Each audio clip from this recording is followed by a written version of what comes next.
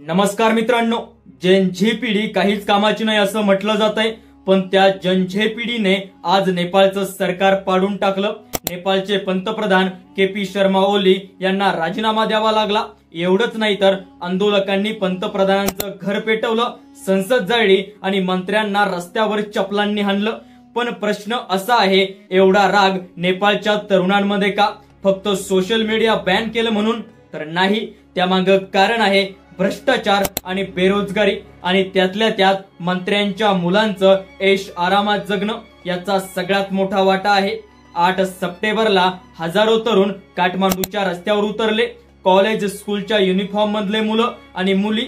सुरुवातीला शांत मोर्चा होता, पण पोलिसांनी पाणीफेक, टिअर गॅस, गोळ्या झाडायला सुरुवात केली आणि त्यात 19 तरुण ठार झाले, शेकडो जखमी झाले आणि त्याच राड्यामध्ये एक 12 वर्षाचं मुलंही गमावलं।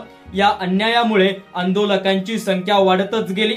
सरकारनं कर्फ्यू लावला तरी देखील लोक घरात बसले नाही, कारण लोकांमध्ये आधीच आग दाटून आली होती।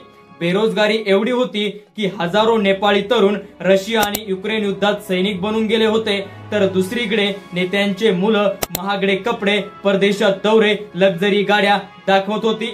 साहजिक आहे नेपाळच्या तरुणांमध्ये राग दाटणार।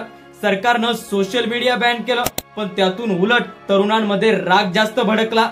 शेवट एवढाच झाला, तुफान दबाव आला आणि पंतप्रधान ओलींना राजीनामा द्यावा लागला। हा धडा फक्त नेपाळसाठी नाही तर जगातल्या सगळ्या सरकारांसाठी आहे।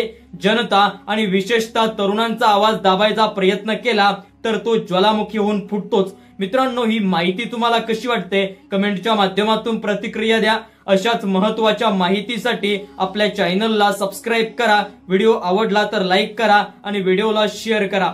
धन्यवाद।